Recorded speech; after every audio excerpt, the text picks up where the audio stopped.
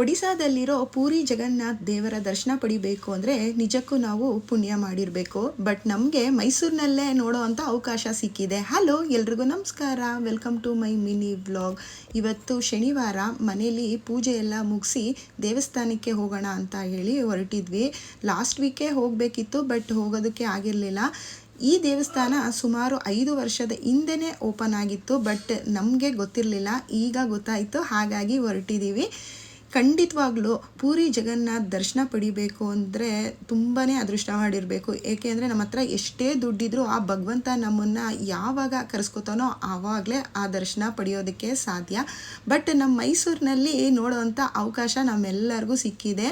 ನೀವು ಕೂಡ ಯಾರೆಲ್ಲ ಮೈಸೂರಿನಲ್ಲಿ ಇದ್ದೀರಾ, ಖಂಡಿತ ಮಿಸ್ ಮಾಡದೆ ಈ ದೇವಸ್ಥಾನಕ್ಕೆ ಒಂದು ಸಲ ಹೋಗಿ ಬನ್ನಿ. ನನಗೆ ಒಡಿಸ್ಸಾದಲ್ಲಿರೋ ಪೂರಿ ಜಗನ್ನಾಥ್ ದರ್ಶನ ಪಡಿಬೇಕು ಅಂತ ತುಂಬ ದಿನದಿಂದ ಇಷ್ಟ, ಬಟ್ ಸಾಧ್ಯವಾಗ್ತಿಲ್ಲ ಹೋಗೋದಕ್ಕೆ. ಮುಂದೆ ಒಂದಿನ ಅಲ್ಲ ಒಂದಿನ ಹೋಗ್ತೀನಿ ಅನ್ನೋ ನಂಬಿಕೆ ಇದೆ. ಅಲ್ಲಿಗೆ ಯಾವಾಗ ಹೋಗ್ತೀವಿ ಅನ್ನೋದು ನಮಗೆ ಖಂಡಿತ ಗೊತ್ತಿರೋದಿಲ್ಲ, ಬಟ್ ಇಲ್ಲಿ ನಮಗೆ ಹತ್ರದಲ್ಲೇ ಇರೋದ್ರಿಂದ ಖಂಡಿತ ಆ ಭಗವಂತನ ದರ್ಶನ ಪಡೆದು ಎಲ್ಲರಿಗೂ ಒಳ್ಳೆಯದಾಗಲಿ ಅಂತ ನಾನು ಕೇಳ್ಕೊತೀನಿ. ಜಾಗನೂ ಕೂಡ ತುಂಬ ಚೆನ್ನಾಗಿದೆ. ಈ ದೇವಸ್ಥಾನ ಲೊಕೇಟ್ ಆಗಿರೋದು ಎಲ್ಲಿ ಅಂತ ಅಂದ್ಬಿಟ್ಟು ನಾನು ಕ್ಯಾಪ್ಷನಲ್ಲಿ ಕೊಟ್ಟಿರ್ತೀನಿ, ನೀವು ಚೆಕ್ ಮಾಡಿ. ನಾನು ಆಲ್ರೆಡಿ ಲಾಸ್ಟ್ ವಿಡಿಯೋದಲ್ಲಿ ಎಲ್ರಿಗೂ ಕಮೆಂಟ್ ಮಾಡಿದ್ದೀನಿ, ಬಟ್ ಆದರೂ ಕೂಡ ತುಂಬ ಜನ ಇನ್ನೂ ಕಾಮೆಂಟ್ ಮಾಡ್ತಾನೇ ಇದ್ದೀರಾ. ಈ ದೇವಸ್ಥಾನದ್ದು ಫುಲ್ ಡೀಟೇಲ್ಸ್ನ ನಾನು ಕ್ಯಾಪ್ಷನಲ್ಲಿ ಮೆನ್ಷನ್ ಮಾಡಿರ್ತೀನಿ, ಖಂಡಿತವಾಗ್ಲೂ ಹೋಗಿ ಚೆಕ್ ಮಾಡಿ.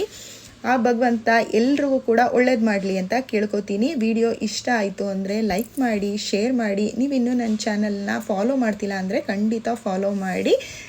ನಿಮ್ಮ ಫ್ಯಾಮಿಲಿ ಆ್ಯಂಡ್ ಫ್ರೆಂಡ್ಸ್ ಜೊತೆಗೆ ವಿಡಿಯೋನ ಶೇರ್ ಮಾಡಿ. Thank you for watching. See you on next video.